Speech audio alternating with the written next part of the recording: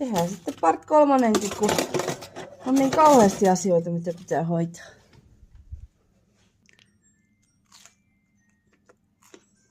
Mä sun herätys soi.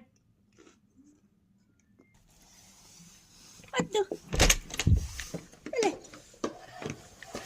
Meni. Ei halua olla YouTube-tähtihän. Rappukäytävässä haisee kala.